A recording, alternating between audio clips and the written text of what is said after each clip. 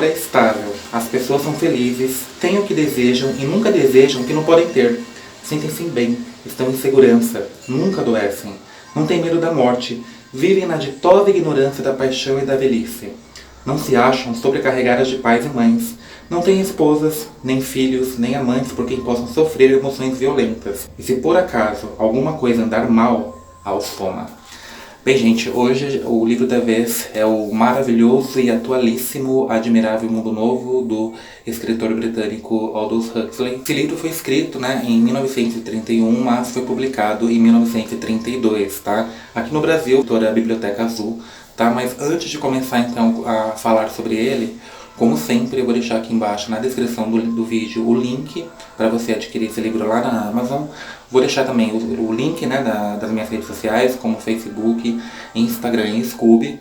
Aí lembrando também que eu não sou o dono da razão, não tenho certeza absoluta sobre tudo. Então se eu falar alguma coisa que estiver errada, lembre-se que eu sou um ser humano aqui atrás dessa tela e desde já eu peço desculpa se eu acabar me equivocando em alguma informação. Esse ano aqui no canal eu já li 2 distopias, eu li o conto da Aya, li também há pouquíssimos meses atrás, eu vou deixar aqui em cima na descrição, o livro precursor de todas essas grandes distopias, que é o Nós, do Zamyatin.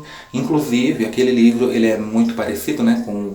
Muito não, eu acho que tem algumas semelhanças, mas não é tão assim com o Admirável Mundo Novo. Inclusive, na verdade, o Admirável Mundo Novo eu já li na época da faculdade. É engraçado porque, assim, como que a nossa visão sobre os livros mudam quando a gente acaba relendo depois de muito tempo. Quando eu li esse livro, na época, eu não gostei muito assim, mas dessa vez eu li com uma ótica bem diferente. Eu confesso que realmente agora nessa segunda, nessa releitura, eu estou completamente apaixonado por esse livro. Quem ainda não viu, tem a primeira temporada da série, que pra mim resume bem o livro todo, lá no Globoplay, o Admirável Mundo Novo. Tem o filme aqui no YouTube, mas o filme é antiguíssimo, não sei, cada um vê se gosta ou não. Mas essa série também é bem interessante, tem em torno de uns 10 capítulos. Dá uma olhada lá se você é assinante do Globoplay, eu acho que vocês vão gostar. Bem, para o escritor Aldous Huxley, o bom ditador é aquele ditador que faz com que o seu povo, seu escravo, ame a sua condição de escravidão. E é o que vai acontecer aqui. Nessa Nova Londres, nesse Admirável Mundo Novo, todos amam a sua condição, como ela é constantemente repetida no livro, e você não pode ir contra, todo mundo é feliz aqui. Há uma droga, que é o Soma. Essa droga é uma droga fornecida gratuitamente e é obrigatória pelo governo. Então, assim, você é obrigado a tomar essa droga, é um comprimido, o governo dá à vontade para as pessoas, porque o Soma, na verdade, ele impede com que nós, o ser humano, os habitantes aqui, não sintam tristeza, raiva. Então, todas as emoções que são muito negativas, o Soma ele impede que essas emoções aflorem. Então a pessoa começou a ficar um pouco triste e tal, ela toma um pouquinho de Soma e constantemente eles estão sempre felizes e tá todo mundo sempre se drogando aqui. E é obrigatório, é constitucional. Outra coisa também, o Aldous Huxley já estava preocupado naquela época com o índice de divórcios que estavam ocorrendo. Então nesse Admirável Mundo Novo aqui, a monogamia ela é proibida, o normal, o visto como normal dentro dessa sociedade é você sair com todo mundo, Inclusive eles têm uma religião aqui, porque Deus não existe mais nessa sociedade, a palavra é proibida. Então eles têm uma religião que eles chamam de Fordismo, pois os anos aqui são contados a partir do nascimento de Ford, do carro. A cerimônia nada mais é do que uma grande orgia. Então aqui, igual no livro do Zamyatin, a monogamia ela é proibida. Você não pode, é contra a lei, você se envolver com uma pessoa só.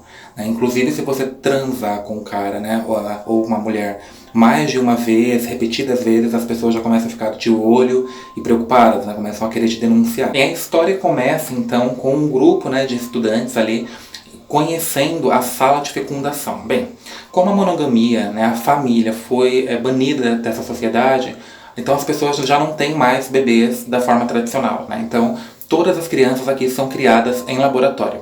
E é interessante porque elas são criadas em laboratório e elas já são geneticamente manipuladas para exercerem um papel dentro da sociedade E esse papel vai desde o cara mais inteligente, que são os alfas, até os, tipo, o proletariado total, os caras que são submissos, que são os Ys, né, que também a sociedade é dividida em castas. Então eles já são meio que geneticamente manipulados para desempenharem o papel que eles vão desempenhar dentro dessa história, dentro da sua função social. Cada criança que nasce aqui, ela desempenha ela é de uma casta, né? Eu anotei aqui, ó, que vai numa ordem meio que decrescente, né? Que são os caras tops, que são os alfas, depois vem os betas, os gamas, os deltas e os ys, né? Na verdade, elas passam desde a questão genética até a criação mesmo, durante a forma como elas são educadas. Elas já são educadas condicionadas a odiarem determinadas coisas, como por exemplo, elas dormem ouvindo sons, né, que fazem com que elas odeiem a natureza, as flores, os livros, então elas têm que odiar os livros. Então é tudo muito controlado. Tudo para que o cidadão, então, ele acabe adotando um estilo de vida que esteja em conformidade com as normas e as leis impostas por esse governo. Eles estão lá, né, estudando, na verdade o diretor está apresentando para eles como que né, como que são gerados essas crianças, esses bebês. A palavra mãe e pai é proibida. Na verdade, a palavra mãe e pai é obscena, né? É vista como uma pornografia aqui. E o sexo, então, ele é influenciado o tempo todo, né? Tem um momento aqui, gente, que as crianças, elas estão tomando soma e já desde pequenininhas sendo condicionadas a ver o sexo como uma coisa extremamente natural. Não somente o sexo, mas assim a promiscuidade como uma coisa normal. E eles realmente, de verdade, dentro dessa sociedade, a palavra mãe, pai, Deus, a monogamia, a família, não é visto como proibido somente, e sim eles têm nojo. Tanto que se eles tem um momento aqui que eles vão visitar o antigo mundo, né, que é o mundo dos selvagens, e eles veem lá as famílias e tudo mais, e eles começam a vomitar, eles passam mal fisicamente, tal o nível de condicionamento que foi muito bem feito. Conforme ele vai apresentando o laboratório, a gente vai sendo também apresentado aos personagens, né, o elenco dessa história, e especialmente a ambientação, assim, como que funciona, na verdade, essa sociedade. Então, nessa primeira parte do livro, nós fomos introduzidos como que funciona a ideologia, a cultura deles e como que cada personagem desempenha um papel aqui. Bem, uma dessas personagens, que é uma das principais, é a Lenina Crown. A Lenina Crown, ela trabalha dentro do laboratório, né? E ela tem alguma coisa meio que errada com ela, que ela meio que confessa que ela não está muito inclinada, na verdade, à promiscuidade. Isso daí começa a fazer com que as pessoas fiquem meio que de olho nela. Ela, se eu não me engano, ela mora com a amiga, com a Fanny. Eu não sei se ela mora, eu não me lembro agora, gente, porque assim, eu não lembro se as pessoas aqui moram sozinhas, igual no livro do Zamiatin, ou elas são obrigadas a morar com alguém. Porque uma das coisas que aqui eles não admitem é a pessoa ficar sozinha. Então a pessoa, ela tem que sempre estar em movimento, sempre interagindo. Elas não podem ficar sozinhas porque a solidão aqui é vista como algo extremamente negativo para esse governo. Então eu não lembro, na verdade, se eles moram sozinhos ou se eles simplesmente, né, têm essas amizades e tudo mais. Essa amiga dela, que é a Fanny, começa a fica sempre induzindo a amiga a continuar sendo promíscua, né, porque é o mais normal, é o ideal. E todo mundo é feliz assim. Um dos parceiros sexuais da Lenina é o Bernard Mark. E ele também tem uma coisa muito errada com ele, bem errada. Dizem que o processo de condicionamento não deu muito certo com ele, porque ele, além dele não ver a promiscuidade como uma coisa meio estranha, né, não normal, ele sente ciúme, né, coisa que não pode. Ele, inclusive, se recusa a tomar soma. Então, é um cara que ele nasceu dentro desse contexto, só que ao mesmo tempo ele vive muitos conflitos com essa cultura deles, né? A Lenina Crown, uma das coisas que eu percebi nessa releitura é que ela tem, além dela refletir muito sobre essa questão da promiscuidade e que ela não se vê inclinada, ao mesmo tempo ela se interessa sempre por personagens que também não se enquadram muito bem dentro dessa cultura. Ela se envolve com o Bernard Marx, né? E também vai se envolver com outro personagem que daqui a pouquinho eu vou contar. Outra coisa aqui é que os museus foram fechados, né? Os monumentos históricos foram destruídos e os livros foram proibidos. Que a tecnologia chegou a tal nível assim que as pessoas já não envelhecem mais, elas morrem, mas elas não passam uma vida envelhecendo, né? Estão sempre jovens. E também as doenças aqui meio que foram banidas, acabaram. Todo mundo é jovem, saudável e tudo mais. E de tempos em tempos eles podem viajar, né, para fora, digamos que para outros lugares assim que não seja o Admirável Mundo Novo. Então, numa segunda parte do livro, a Lenina Crown e o Bernard Marx acabam viajando, digamos que para o nosso mundo, né, onde a família, Deus ainda são coisas estabelecidas. E aí eles são meio que levados pelos guias, assim, né, às casas das pessoas nessa terra selvagem que eles chamam. E aí a Lenina Crown, todo mundo fica assim, nossa, como que eles podem, né? Olha aquela mulher grávida, que absurdo. Olha um casal, né? Como que eles conseguem ficar com uma pessoa só? Olha como eles veem Deus. Eles ficam assim enojados com aquela... E nessa visita, né, essas casas, a gente vai chegar na coisa que eu achei mais assim interessante. É o momento principal no meu ponto de vista, que é quando o Bernard Marx e a Lenina Crown conhecem a Bella, né? A Bella, ela era uma habitante do Admirável Mundo Novo, né, dessa Nova Londres, e aí um dia ela foi viajar, tal como eles, ela transou com um cara, né, com um selvagem, e ela acabou concebendo um filho da forma tradicional. Como é proibido, né, eles terem família, terem filhos dessa forma, ela não pôde mais voltar para o Admirável Mundo Novo. Bem, esse filho dela é o protagonista aqui no meu ponto de vista, que é o John. O John, ele vai ficar conhecido então como o selvagem, e a Bella, na verdade, ela nunca conseguiu se adaptar, né, então a esse mundo selvagem. Então ela, como não tinha soma, então ela virou uma alcoólatra, né, que é o mais próximo do soma que ela conseguiu encontrar por aqui. Ela acabou também saindo com muitos caras, né, inclusive com homens casados, então a mulherada do mundo selvagem toda hora quer pegar ela de pau, e ela foi uma péssima mãe, ela não aceita de forma nenhuma que o John chame ela de mãe, né, e inclusive ele o tempo todo chama ela pelo nome, que é Bella, né. Bem, como eles acabam conhecendo esses dois personagens aqui, o Bernard Marx, ele acaba levando a Bella e o John de volta para o Admirável Mundo Novo, e quando ele chega, né, imagina o escândalo que foi nessa sociedade, né, uma criança, né, filho de uma mulher dessa sociedade, concebida de forma tradicional, vindo agora para essa sociedade. Então todo mundo quer conhecê-lo, na verdade, ele é meio que exposto aos habitantes dessa sociedade como se ele fosse uma obra pré-histórica, sabe? Todo mundo assim marca os jantares, né? Observa ele como se ele estivesse atrás de uma vitrine e fosse uma coisa muito exótica. Ele é um cara que ele lê muito Shakespeare, ele é um cara assim que ele não aceita, ele não consegue se enquadrar.